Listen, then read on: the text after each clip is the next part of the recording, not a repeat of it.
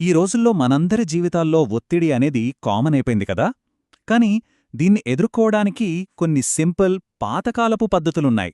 అవి అద్భుతంగా పనిచేస్తాయి. ప్రశాంతమైన జీవితం కోసం అలాంటి కొన్ని ప్రాక్టికల్ టిప్సేంటో ఈరోజు చూద్దాం. ఎప్పుడైనా గమనించారా?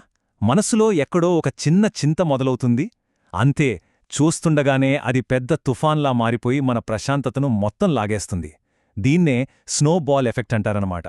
మరి ఈ ఎఫెక్ట్ని ఎలా బ్రేక్ చేయాలో తెలుసుకుందామా?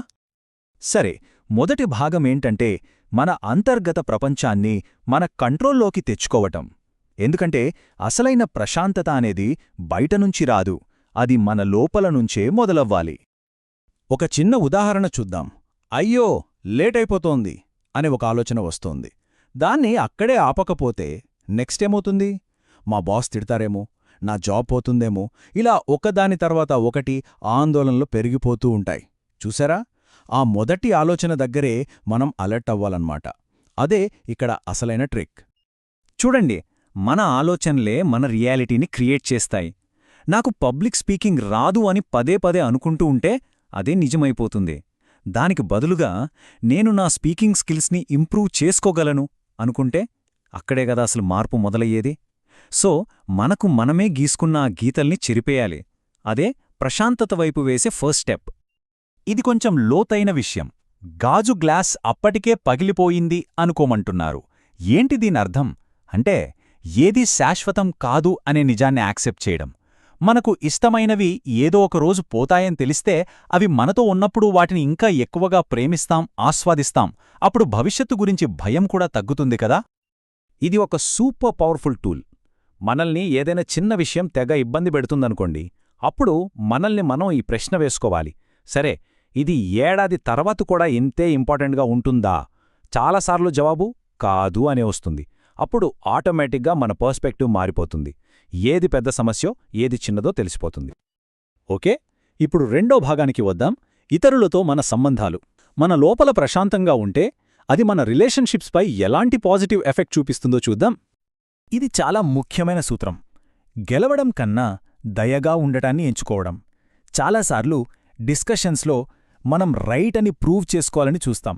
కానీ ఆలోచించండి, గెలవడం ముఖ్యమా, బంధం ముఖ్యమా? కొన్నిసార్లు వాదనలో గెలవడం కన్నా దయగా ఉండటమే ఆ బంధాన్ని నిలబెడుతుంది. మరి దయగా ఎలా ఉండాలి, ముఖ్యంగా వాదనలు జరిగేటప్పుడు? ఇక్కడ ఒక సింపుల్ 3 స్టెప్ గైడ్ ఉంది. ఫస్ట్, మాట్లాడే ముందు ఒక్క క్షణం ఆగి ఒక బ్రీత్ తీసుకోండి. సెకండ్, వాళ్ళు ఏం చెప్తున్నారో అర్థం చేసుకోవడానికి ట్రై చేయండి. థర్డ్, వాళ్ళ వాదనలో కనీసం ఒక్క చిన్న పాయింట్ అయినా నిజముందేమో వెతకండి. అంతే. ఇది ఇంకో ముఖ్యమైన విషయం, శ్రద్ధగా వినడం. అంటే వాళ్ళు మాట్లాడుతున్నప్పుడు మధ్యలో ఆపకుండా ఉండడం, వాళ్ల సెంటెన్సులను మనమే పూర్తి చేయకుండా ఉండడం. అసలు వినడమంటే మన టర్న్ కోసం వెయిట్ చేయడం కాదు, వాళ్ల ప్రపంచాన్ని అర్థం చేసుకోవడానికి ప్రయత్నించడం. ఇది మన బంధాలను చాలా బలంగా చేస్తుంది. ఈ మెటఫార్ చూడండి, ఎంత బాగుందో. ఎవరైనా మన వైపు బంతి విసిరితే మనం దాన్ని పట్టుకోవలసిన అవసరం లేదు. అంటే ఏంటి? ఎవరైనా మనల్ని అనవసరమైన వాదనలోకి లాగాలని చూస్తే మనం అందులో ఇన్వాల్వ్ అవ్వక్కర్లేదు. ఆ డ్రామాలో పార్టిసిపేట్ చేయకుండా ఉండటమనేది మన చేతుల్లోనే ఉంది. సరే, ఇప్పుడు చివరి మూడవ భాగానికి వచ్చేశాం, వర్తమానంలో జీవించడం. ఇది కేవలం ఒక టెక్నికో టిప్పో కాదు, ఇది ఒక జీవన విధానం. వర్తమానంలో జీవించడమంటే సింపుల్గా మనం ఏ పని చేస్తున్నామో దానిమీద మాత్రమే మన పూర్తి ఫోకస్ పెట్టడం, ఎలాంటి జడ్జ్మెంట్ లేకుండా. ఉదాహరణకు, మనం తింటున్నామనుకోండి, ఫోన్ చూస్తూనో టీవీ చూస్తూనో కాదు, కేవలం ఆ ఫుడ్ టేస్ట్ని, స్మెల్ని ఆస్వాదిస్తూ తినాలి. ఆ క్షణంలో ఉండటమన్నమాట. మనమంతా మల్టీటాస్కింగే ఒక సూపర్ పవర్ అనుకుంటాం, కానీ దానివల్ల చాలా స్ట్రెస్ వస్తుంది. దానికి బదులుగా ఒకేసారి ఒకే పని చేయడం, దీన్నే మోనోటాస్కింగ్ అనొచ్చు. దీనివల్ల మనం చేసే పనిలో క్వాలిటీ పెరుగుతుంది, మన మైండ్కి కూడా చాలా రిలీఫ్గా ఉంటుంది. ఇది మనల్ని చూసే పద్ధతినే మార్చుకోమంటుంది.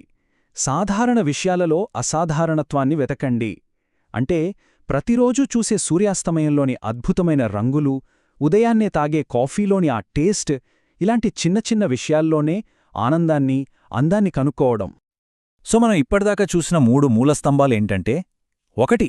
మన ఆలోచనల్ని, మన అంతర్గత ప్రపంచాన్ని మన కంట్రోల్లో ఉంచుకోవడం. 2. ఇతరులతో మన సంబంధాల్ని దయతో, అర్థం చేసుకునే గుణంతో మెరుగుపరుచుకోవడం. ఇక 3 ప్రతి క్షణాన్ని వర్తమానంలో జీవించడం. అయితే ఈ విషయాలన్నీ కేవలం విని వదిలేయడానికి కాదు కదా, ఆచరణలో పెట్టడానికే. మరి ఈ రోజునుంచే మనమిక్కడ మాట్లాడుకున్న వాటిలోంచి ఏదైనా ఒక్క చిన్న విషయాన్ని ప్రాక్టీస్ చేయడం మొదలుపెడితే అదేమై ఉంటుంది? ఒక్కసారి ఆలోచించి చూడండి.